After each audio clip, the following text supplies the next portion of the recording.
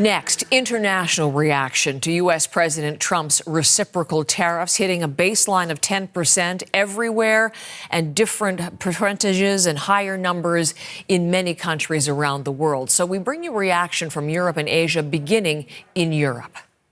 I deeply regret this choice. Let's be clear-eyed about the immense consequences. The global economy will massively suffer. Uncertainty will spiral and trigger the rise of further protectionism. That is the president of the European Commission, Ursula von der Leyen, as she spoke earlier this morning. On the EU, Donald Trump has placed a 20% reciprocal tariff, and she says the trading bloc is ready to retaliate, already finalizing its first package of retaliatory measures in response to the tariffs. And let us bring in Crystal Gomansing, live in our London bureau, mentioning 20% for the EU. The number was 10% for the UK. This has certainly upended, Crystal, decades of the World Trade Order. What is the reaction in the UK this morning? Well, we saw the trade minister out doing a number of interviews first thing in the morning, saying that today was a day of reassurance to citizens across the UK, that the UK government is taking a position that they will sort of calmly and coolly come up with a plan. They say plans were already in the works. They are going to sit down and have been sitting down already with large business leaders to discuss their plans and then come up with a solution. There will be no doubt an impact on the UK economy, even though it's at that lower rate of 10% versus 20% on the EU. Still, we heard from Prime Minister Keir Starmer earlier today saying there will be a plan, there will be some discussion, but the UK is still very much focused on trying to come up with a negotiated deal. Even before this, they were trying to come up with that bilateral trade agreement with the United States, and that is still the focus. It is a split focus. They want to make sure that the business community and citizens feel soothed and know that they are preparing some sort of response, but they want to take a measured approach because they still want a bilateral trade agreement with the United States. Take a listen to what the Prime Minister had to say this morning. Nobody wins in a trade war. That is not in our national interest. We have a fair and balanced trade relationship with the US. Negotiations on an economic prosperity deal, one that strengthens our existing trading relationship. They continue, and we will fight for the best deal for Britain.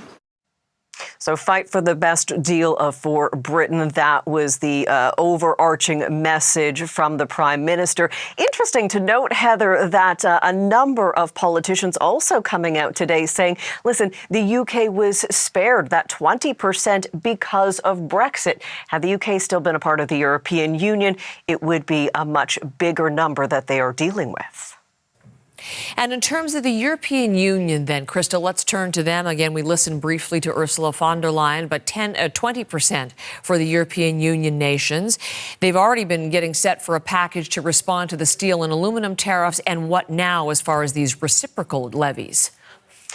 Well, the Commission President, again, out first thing this morning, explaining that people will feel disappointed, maybe even a little angry at their ally, the United States, for moving ahead with this 20% tariff, saying that it will have an impact, everything from groceries to transportation to even medicines, that everyone, every business, large and small, will be affected. However, again, we heard the message of because the EU is a 27 bloc of nations, they have that power and numbers, and Ursula von der Leyen was saying that that will help them survive this massive economic storm. The tariffs will also hurt consumers around the world. It will be felt immediately. Millions of citizens will face higher grocery bills. Medication will cost more, as well as transportation. Inflation will go up. And this is hurting in particular the most vulnerable citizens. Next steps are key here, and we know that European leaders are getting together. They are sharing their thoughts and waiting for that next move that will happen in unison, Heather. Crystal, thank you very much. And we'll watch for further European reaction, of course, as we turn next to Asia, where the tariffs are also drawing sharp reaction. And China in particular is vowing retaliation. When you take into account the tariffs that were already in place, yesterday's reciprocal announcement of additional 34%, that means it all hits China the hardest. And it could seriously escalate China's trade war with the United States. Yenna Lee is live in Beijing with us this morning. Already the talk of government officials. Yenna, what has been the reaction there?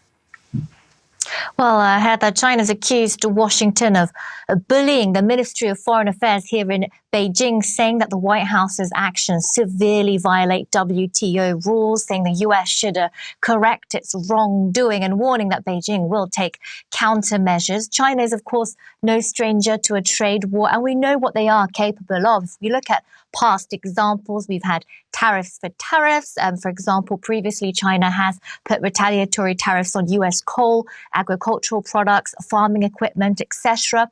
They can also resort to export controls. So that's limiting or banning the export of certain critical minerals. And they could also blacklist or investigate U.S. companies. This doesn't mean that negotiation is out of the question. In fact, we've seen in both the Ministry of Foreign Affairs and the Ministry of Commerce's comments this Thursday morning a mention of dialogue. Yenna, when we talk about the region, let's not just focus on China, but I'm thinking of other countries. So China, 34%, but Cambodia, 49%, Vietnam, 46%. These are the highest tariffs outlined by Donald Trump yesterday. What is happening in those countries, and are they too considering retaliation?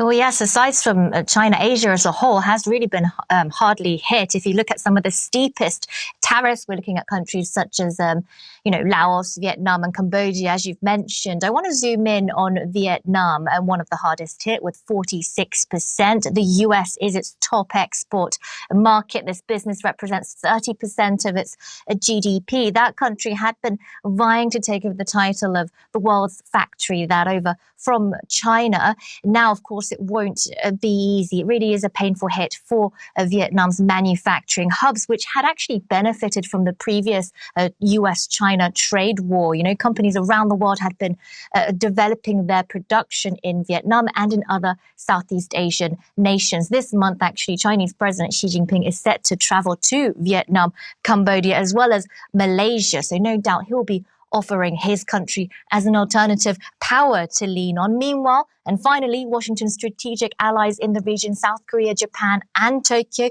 well, they received no reprieve either. Unreasonable, according to Taipei, extremely regrettable, says Tokyo, and Seoul has been saying that they're preparing for an all-out response. Yenna, thank you very much covering the region for us live in Beijing.